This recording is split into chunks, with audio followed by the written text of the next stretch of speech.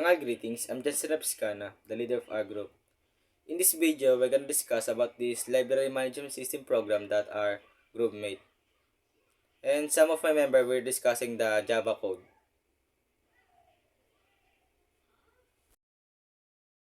Dangal greetings, I'm Ronorman B. Canayong from 1CSA and i-explain ko pala ngayon ay isang program code na project namin. And ang first part is ang initialization. Nag-initialize pala kami ng dalawang two-dimensional array na string. Yung una is yung book na ang dapat laman is ang book ID, title, author, genre, and yung quantity na i-input ni user. Yung pangalawa naman is yung borrowed books. And ang dapat na laman niya isang book ID, borrowed name, and yung book title. And nag-initialize din pala kami ng dalawang integers. Ang book count is ang borrowed count. Yung book count is para malaman kung ilang libro yung nasa loob ng code. And yung sa borrowed count naman is para malaman kung ilan yung nahiram na libro. And next is ang main method. Yung unang part ng main method is dito pinapakita ang main menu ng system kung saan pipili ang user ng action na gusto niyang mangyari. Dito yung choices na 1 to 7 and dito pipili yung user kung ano yung gusto niyang action na mangyari. And next is yung do while na loop. Dito is ginagamit para paulit-ulit na magpakita ng main menu hanggat hindi pinipili ng user ang exit. Yung loop na to is hanggat hindi pinipili ng user yung exit na choice is paulit-ulit lang magtatanong yung code. And next naman is sa switch statement. Ito ay para mag-decide kung anong function ang gagawin base sa input ni user. And dun sa cases 1 to 7 naman ay nagpa-present ang bawat menu options.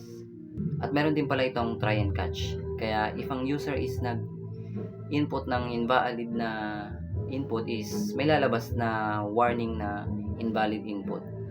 So, yun lang yung part na i-explain ko and i-explain na ng iba yung the rest. Tangal greetings, I'm Jansen Rapscana.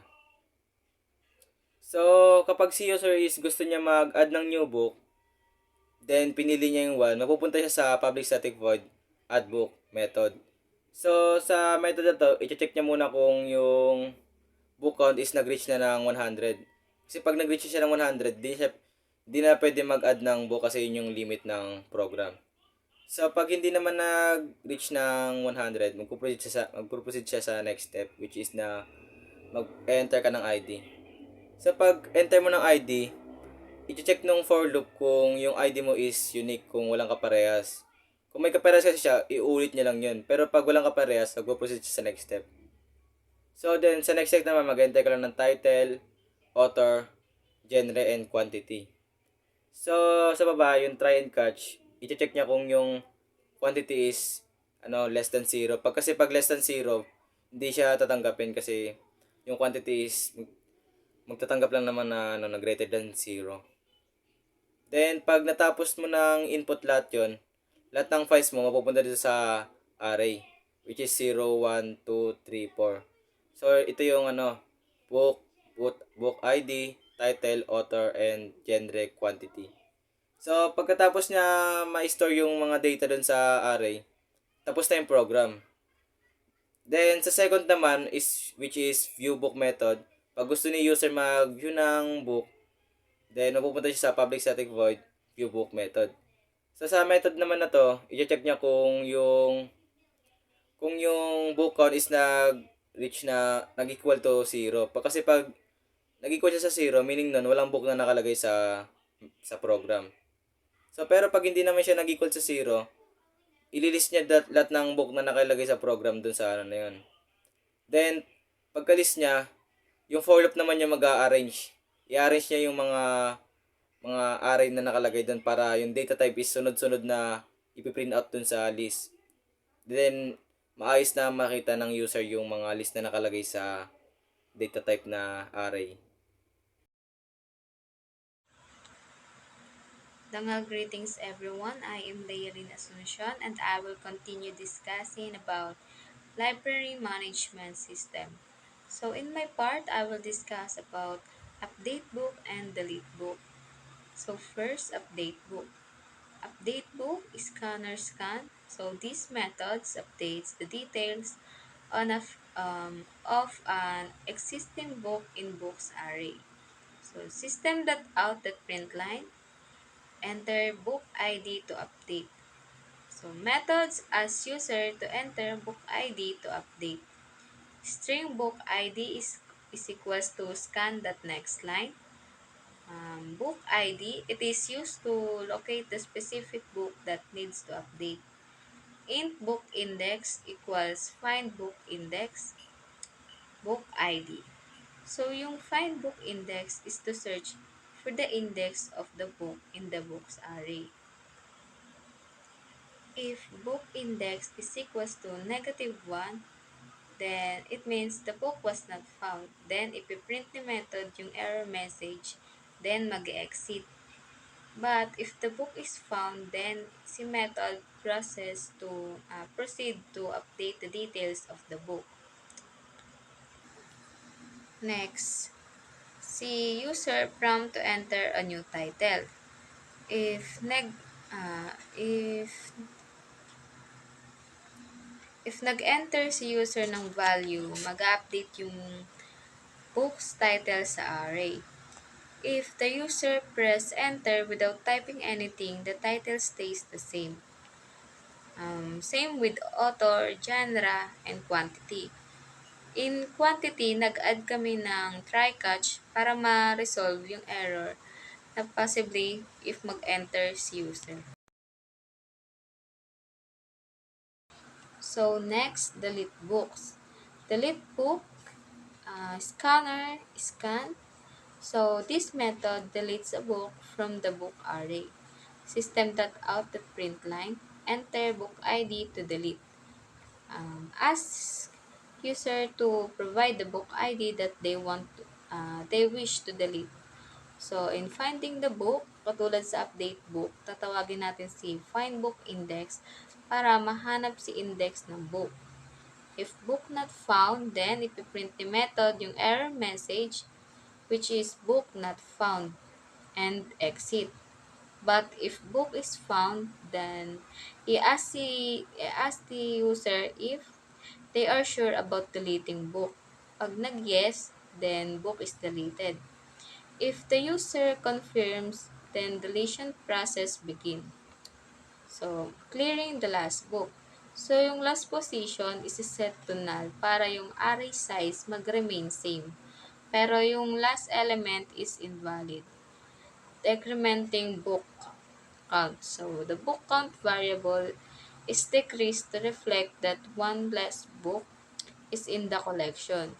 Then, ipiprint yung success message na confirming the book was deleted.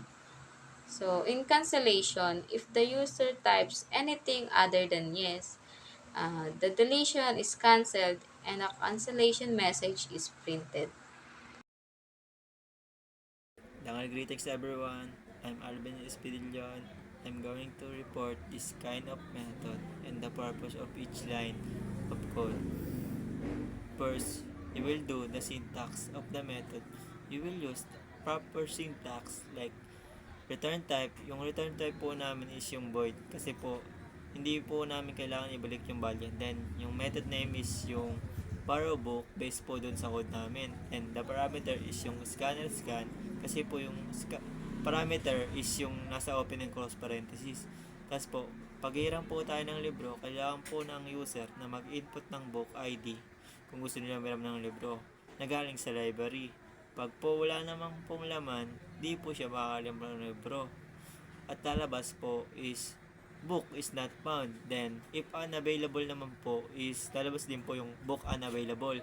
Pagtawas po, pag manghiram ka ng libro, kailangan po maglagay ng pangalan mo bago ka makahiram ng libro or book. Tapos, pag hindi naman po, kung empty na lagay mo pangalan nyo, magiging successful ang paghihiram nyo ng libro. Pagkatapos po manghiram ng libro, meron po ditong array na mag-i-store ng value na iniram mo na libro. Tapos po, kung tapos ka na manghiram, may lalabas po na borrow book successfully. Okay po yung nahiram nyo. Tapos po, may isa pong method na to. Ito po yung mag-check kung yung string ay walang laman. Ay uulitin po. Then, pag meron naman po, maging okay yung takbo ng process sa panghiram ng libro. Kung hindi po naiintindihan, ulitin ko po. Pero short explanation lang po. Una po is yung mag-search ka ng book by its ID. Then, check if the book is available. Then, enter the borrow book name. Ensure the name, if not empty, is or just white space. Record the borrowing book transaction. Update the availability of the book. Yun lang po.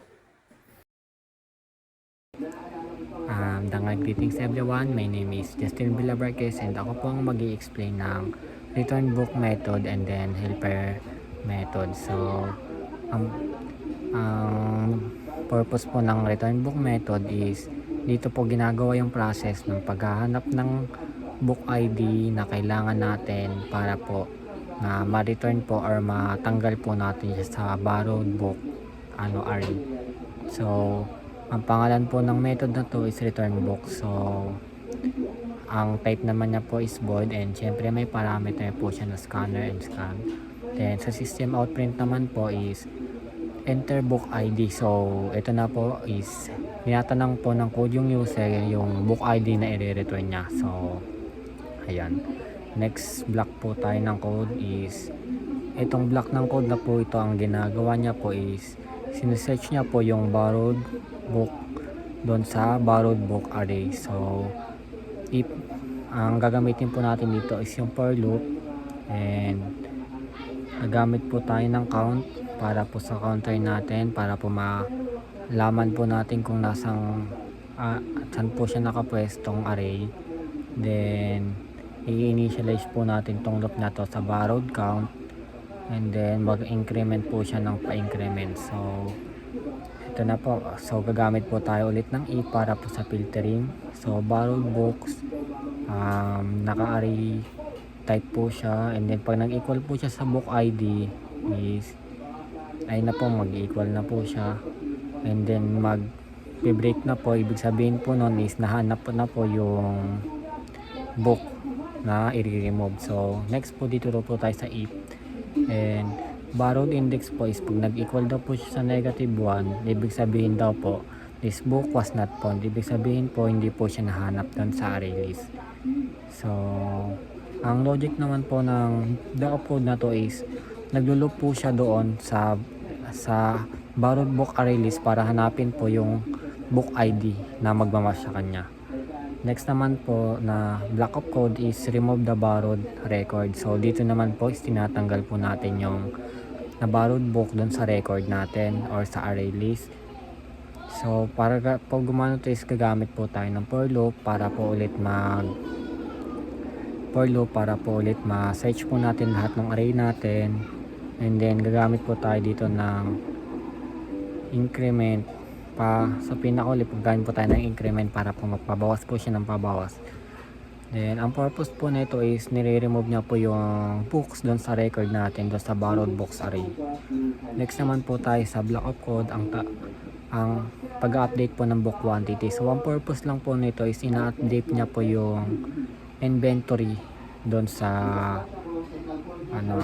ginagamit niya po yung ina-update niya po yung inventory sa mga natanggal doon sa borrowed book list po natin. So meron po dito integer parse int. Ang ginagawa po nito is kino-convert na po yung integer para po maging string type po siya.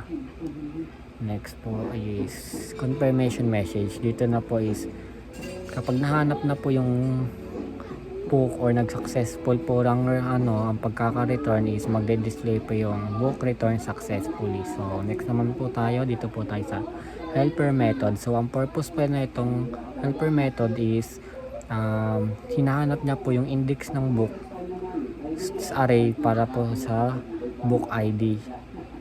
Ayun po. So ang gagamitin po natin dito is integer for data type ay ang type po ng method na to is, and then ang pangalan po is naka-camel case din po siya, find book index, and ang parameter po is string data type and then book ID as a variable. So gagamit din po tayo dito ng for loop para po hanapin po natin sa array list natin kung magmamatch po ba yung book ID. And kapag nag-match po siya, mag-re-return po siya ng i-return niya po yung find, and then paglabas po is i-return niya po yung -1, which is yung ginamit po natin doon sa return sa return book method po, yung -1. So ayun lang po. Si Rica May Batyan sila po ang mag-explain at magte-test and magde-debug ng code po namin para po sa mga sample program. Yun lang po, thank you. Greetings, I'm Rika May Sila and I will show you the testing and debugging of the code. So first, we run our code.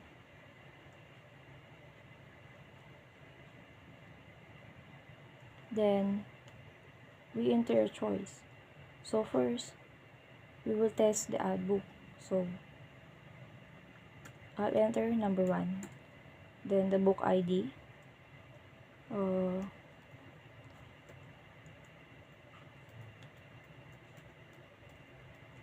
So this is an example. Then book title.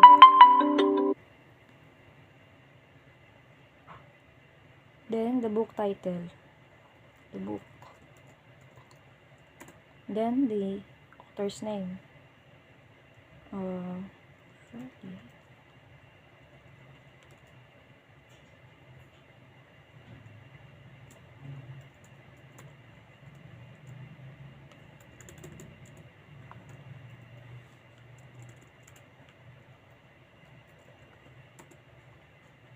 Then we enter the genre, sample, novel. Then enter the quantity, so sample 10. Then the book added successfully. So we try another one again. Add books. Enter book ID.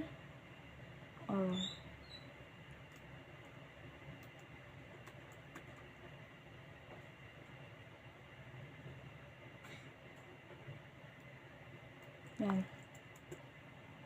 And then the book title.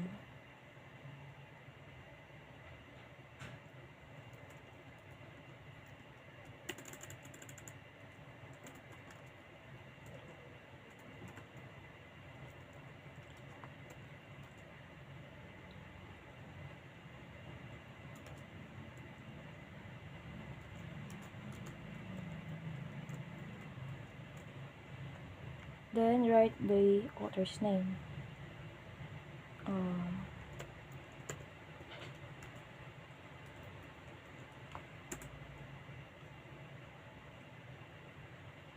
And the genre.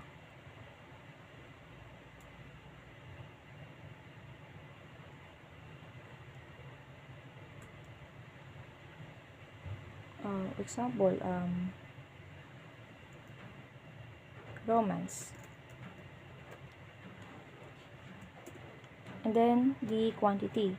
If you write the letter to this quantity, it shows invalid input. Please enter a valid name.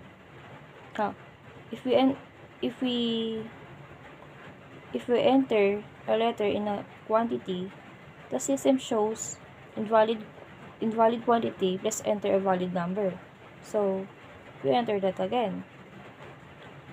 And if we put a letter in our choice like this, the system shows invalid input. Please enter a number between 1 and 7. And then we try the view books. So I'll enter number 2. So the system shows the book we added lately.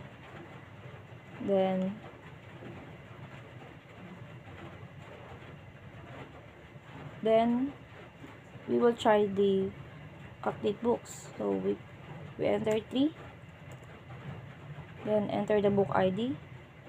So this is a book ID. I'll copy this.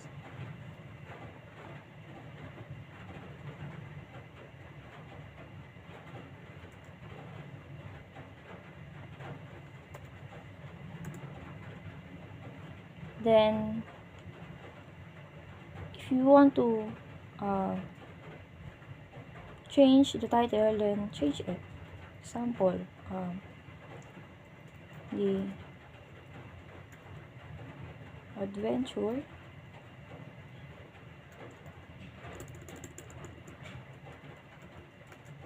of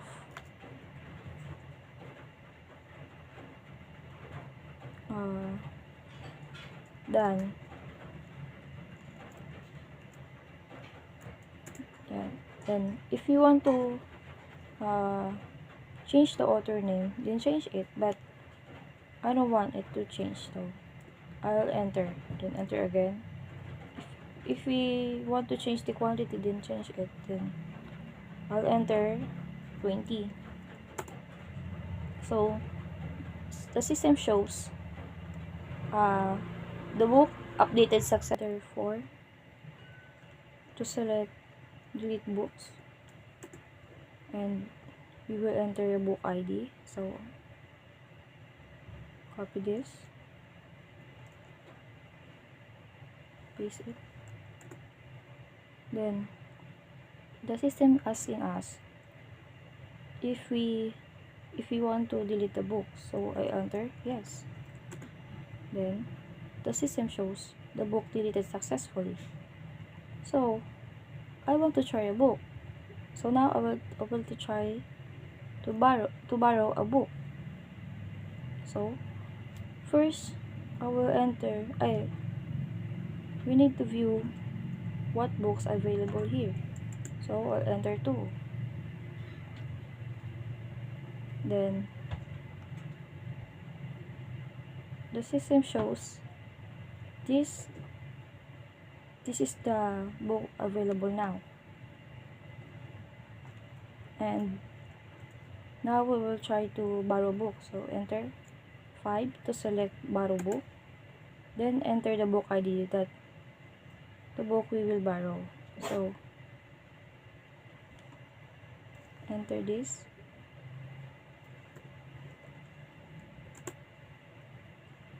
And the system shows the system shows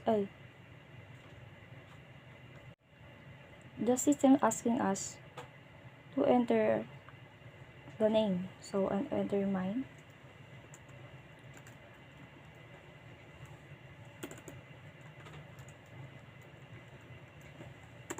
Then the system shows the book borrowed successfully. And now we will try to return the book. Enter number 6.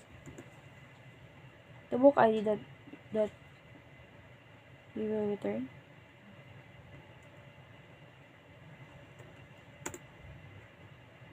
Then the book shows, the system shows the book returned successfully. So we will try to end the